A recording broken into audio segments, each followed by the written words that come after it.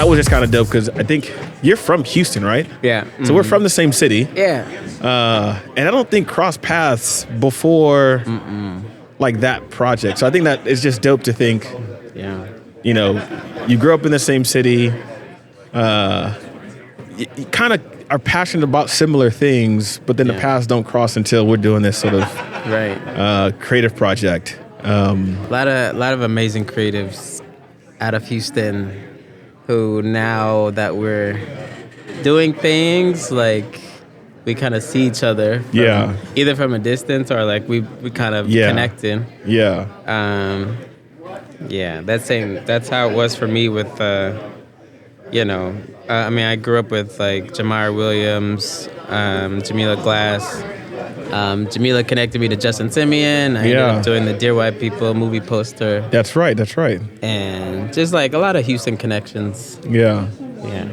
What was sort of when did you first, you were drawing from a young age. Mm-hmm. Like when you look back at your work, well, I guess I should probably just ask, like, when did you discover like creativity was like a thing in you? Creativity is a thing in everybody, which like even you would say, but like, when did you feel like creativity sort of woke up?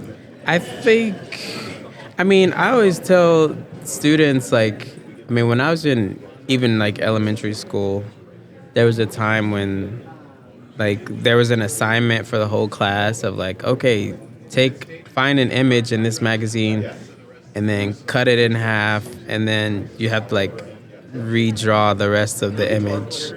And I had a truck or something like that, and I redrew it, and I was like, oh, this is pretty good. Like, this is a decent truck that I just, completed. Mine was a sperm whale. Okay. It was the first time I drew something. I was like, this looks like the thing I was actually trying to draw. Yeah. Yeah. And so that was the moment where it's like, oh, I guess maybe this is what I'm good at, That's dope. But I've always been drawing, like, drawing X-Men and Looney Tunes, and I had all the X-Men comic cards and like, in the little sheets that you would like flip and trade. Yeah, with the stats on the back. And shout out X-Men 97. Yep. And I would just like recreate those. Like, they were like masterful paintings on the front. And so just always drawing, always making art.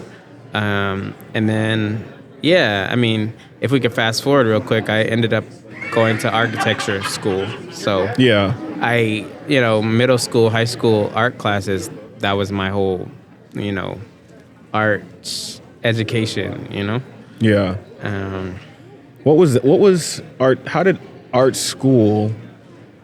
Well, you went to architecture school, but you're learning sort of like, how did that shift? Yeah. Did that have any influence on what you thought about creativity and like what was possible, like in that season? Like, because there's a lot of engineering involved there, and so like, did that bring a different style of like thought when it came to like creating? It did. I mean, architecture.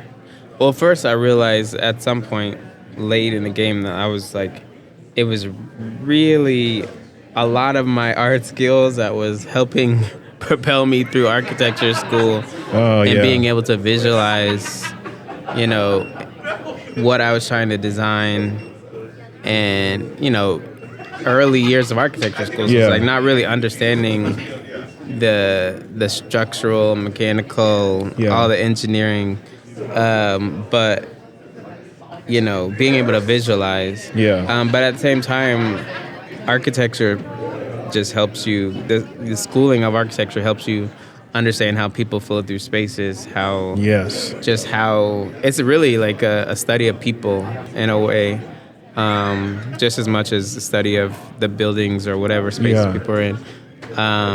That's really interesting. So that helped a lot with how I craft my portraits. Even I was literally just thinking that. Like, when you say like it's a study of people, then I go, man, if architecture school then influences like, this is a study of people and how people move, like how that now influences the creativity you use in the portraits that you do, Yeah. because of the impact you want to have? Like how would you talk through that? Yeah, even like I was showing yesterday, the portrait of Rosa, and with her children, all the asylum seekers at the border, how they move through spaces, how they end up in like almost literal camps, Yeah. at the border. Just how that looks. People dealing with other people, and trying to find some sense of home or shelter. Yeah. Yeah, and there's a lot of people. There's a lot of filmmakers and other types of designers and all different types of artists who, once you do some research on them, you find out, oh, they were an architecture major. They studied architecture, and then that happens with a lot of designers is they realize this was great, but I don't want to spend the rest of my life doing construction documents and details and learning building codes and all these things. I don't think a lot of people know Virgil Abloh was an architecture guy. Yeah. Mm-hmm. Yeah. So if you would say, and this is, I know you don't have much time, so this is probably the big question I was thinking. With everything that you've done, and now being like a concept artist, which I feel like some people will look at you and be like, man, you're really in a sweet spot when it comes to creativity. You get to like use it to make the kind of impact in the world that you want to make. Like what's the thing that you would tell like the students that you talk to now all over the world when it comes to like what they're capable of, especially when it comes to creativity? I always have one very practical answer, and then I have other answers, but the one practical answer is go on YouTube and find a video called Everything is a Remix. It is amazing, and it really changed kind of like my whole trajectory on how to create, what is creativity, how you can see creativity as like almost literally like a math equation.